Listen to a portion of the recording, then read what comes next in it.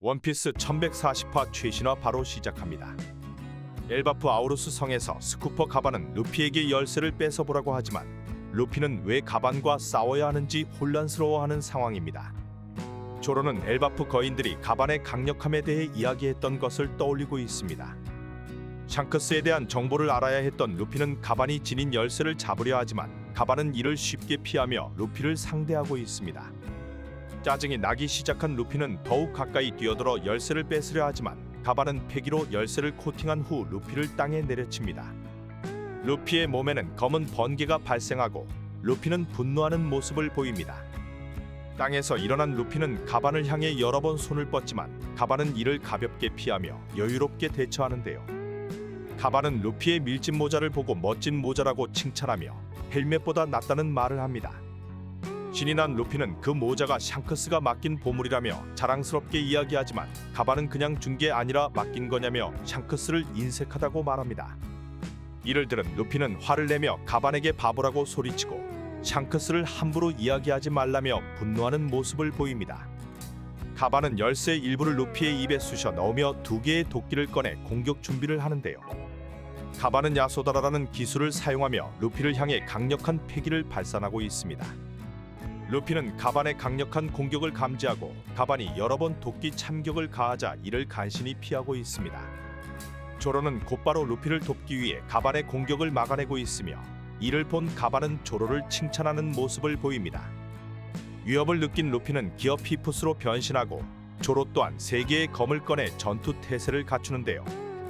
루피가 기어 피푸스를 사용하자 그의 바이킹 옷이 하얗게 변하는 모습입니다. 이를 본 가반은 루피의 변신 형태를 보며 감탄하는 모습을 보이고 있습니다. 루피와 조로가 함께 가반을 공격하려 하지만 가반은 갑자기 항복하며 열쇠를 건네주는데요. 예상치 못한 상황에 루피와 조로는 공격을 멈추지 못하고 벽에 부딪힙니다. 갑작스러운 가반의 항복에 루피와 조로는 당황하며 분노하는 모습을 보입니다. 로우가 가반의 정체를 밝히려 하지만 가반은 서두르지 말라며 섬을 떠날 때까지 살아있다면 다시 만나러 오라고 이야기합니다. 가반의 말에 루피는 열쇠를 준 것은 고맙지만 다시 볼 일은 없을 것이라며 아쉬워하는 모습을 보이는데요. 가반은 미소를 지으며 자리를 떠나고 그 순간 과거를 떠올립니다. 과거 엘바프에서 샹크스가 가반을 찾아왔던 기억입니다. 그때 가반은 내가 정말 그 아이를 믿을 거라고 생각하냐며 의심을 품었지만 샹크스는 마음대로 하라며 웃으며 대답했습니다. 장면이 바뀌며 엘바프의 아이들이 다니는 학교 근처 숲에서 신의 기사단이 등장하는데요. 거대한 나뭇가지에 착륙한 샴록과 공코는 마법진을 사용하여 새로운 신의 기사단 2명을 소환합니다. 첫 번째는 셰퍼드 가문의 서머스로 그는 안경을 쓰고 긴 머리와 염소 수염을 기른 중년 남성의 모습입니다. 그는 호화로운 의자에 앉아 전보 벌레와 이야기를 나누고 있으며 신들의 굶주림을 허용할 수 없다는 말을 하네요. 두 번째 신의 기사단은 리모시스 가문의 길링엄으로 그는 환상의 동물 기린과 비슷한 얼굴을 하고 있으며 반수 형태로 나타납니다. 길링엄은 반쯤 잠든 상태에서 어디로 가야 하냐고 묻고 있습니다. 이렇게 두 명이 소환되자 록은 둘을 함께 부른 이유를 설명하고 있는데요. 서머스는 엘바프가 세계 정부의 가맹국이 아닌 것을 의아해하며 헤럴드 왕의 무덤을 방문하는 것이냐고 묻습니다. 마지막 장면에서는 4명의 신의 기사단이 엘바프의 거대한 바다코끼리 학교에서 아이들을 관찰하는 모습이 나오고 있습니다. 서머스는 아이들을 납치하여 성지로 데려오는 것이냐고 묻는데요.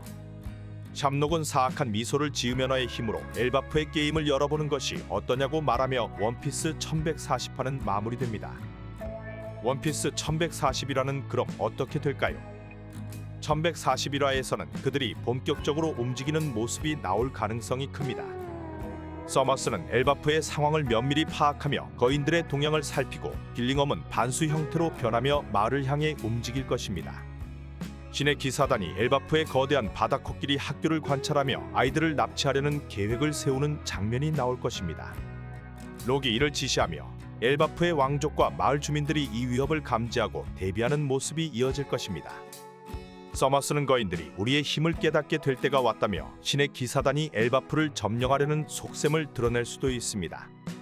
스쿠퍼 가반은 1140화에서 루피에게 열쇠를 넘겨주고 떠났습니다. 하지만 신의 기사단이 엘바프를 위협하는 상황에서 그는 다시 등장할 가능성이 큽니다. 가반은 엘바프에서 예전부터 신의 기사단과 얽혀 있었을지도 모릅니다. 루피는 가반의 갑작스러운 항복에 대해 의문을 품고 있었고 1141화에서는 그 의문이 풀릴 가능성이 있습니다. 가반은 신의 기사단의 존재를 감지하고 루피에게 이제야 제대로 된 전쟁이 시작될 것이라고 말할 수도 있습니다. 1141화에서는 루피가 가반과의 싸움에서 배운 것을 적용하며 새로운 기술을 보여줄 수도 있습니다.